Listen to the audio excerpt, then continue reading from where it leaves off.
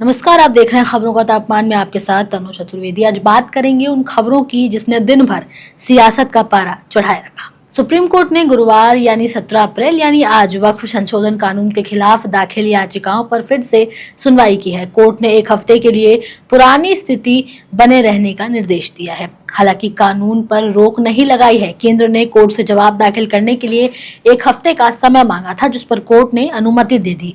वहीं याचिकाकर्ताओं को केंद्र के बाद अपना जवाब दाखिल करने को कहा गया है। अब अगली सुनवाई 5 मई को होगी।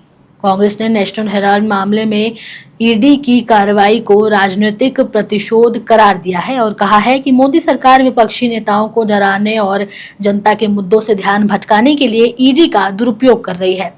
जयराम रमेश ने इस मामले पर आरोप लगाते हुए कहा है कि पिछले 2 दिन से प्रतिशोध, उत्पीड़न और धमकी देने की राजनीति जारी है। कांग्रेस नेतृत्व, खासतौर पर कांग्रेस संसदीय दल की चेयरपर्सन सोनिया गांधी और नेता विपक्ष राहुल गांधी को जानबूझकर निशाना बनाया गया है। जनता के मुद्दे, विदेश नीति और आर्थिक संकट से ध्यान हटाने के लिए ये प्रयास किया जा रहा है। मौलाना शहाबुद्दीन रजवी बरेलवी ने साउथ सुपरस्टार विजय थलापति के खिलाफ फतवा जारी किया है। मौलाना ने विजय को मुस्लिम विरोधी बता दिया है। वहीं उत्तर प्रदेश सरकार में उप मुख्यमंत्री और भारतीय जनता पार्टी के नेता केशव प्रसाद मौर्य समाजवादी पार्टी और बहुजन समाज पार्टी की लड़ाई में कूद पड़े हैं। इसमें उन्होंने कांग्रेस को भी घेर लिया है। केशव प्रसाद मौर्य ने कहा है कि सपा, बसपा और कांग्रेस की तिकड़ी एक ही थाली के चट्टे बट्टे हैं।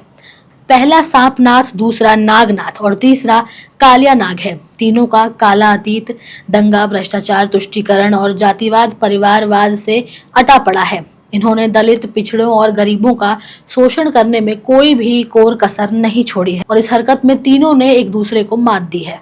वहीं समाजवादी पार्टी के सांसद रामजी लाल सुमन के राणा सांगा को दिए गए बयान पर शुरू हुआ बवाल थमने का नाम नहीं ले रहा। आगरा में विरोध प्रदर्शन के बाद करणी सेना ने अब दिल्ली कूच का ऐलान किया है।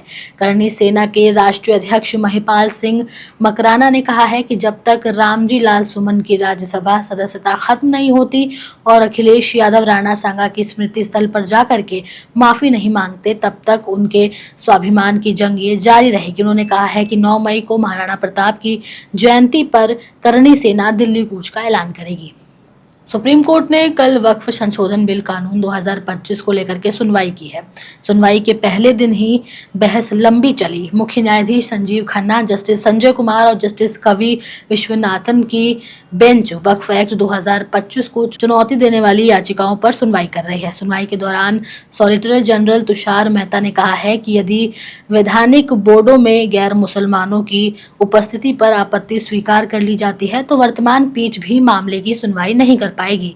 यदि हम उस तर्क के अनुसार चलें तो माननीय सदस्य इस मामले की सुनवाई नहीं कर सकते। सीजेआई ने इस पर कहा कि माफ कीजिए मुझे मेहता, हम सिर्फ न्यायिक फैसले की बात नहीं कर रहे हैं। जब हम यहाँ बैठते हैं तो अपना धर्म भी भूल जाते हैं। हम पूरी तरह धर्मनिरपेक्ष हैं। हमारे लिए एक पक्ष या दूसरा पक्ष एक समान है। वहीं आम आदमी पार्टी के नेता दुर्गेश पाठक के घर पर सीबीआई का छापा पड़ा है, जिसको लेकर के आम आदमी पार्टी के नेता आग बबूला हो गए हैं। राज्यसभा सांसद संजय सिंह ने प्रेस कॉन्फ्रेंस के जरिए बीजेपी पर हमला बोला है। संजय सिंह ने दावा किया है कि बीजेपी और नरेंद्र मोदी का गंदा खेल फिर से शुरू हो गया है। फिलहाल के लिए खबरों के तापमान में मेरे साथ इतना ही। वीडियो कैसी लगी हमें कमेंट सेक्शन में जरूर बताएं। हमारे चैनल द हिंदी टॉप को सब्सक्राइब करें।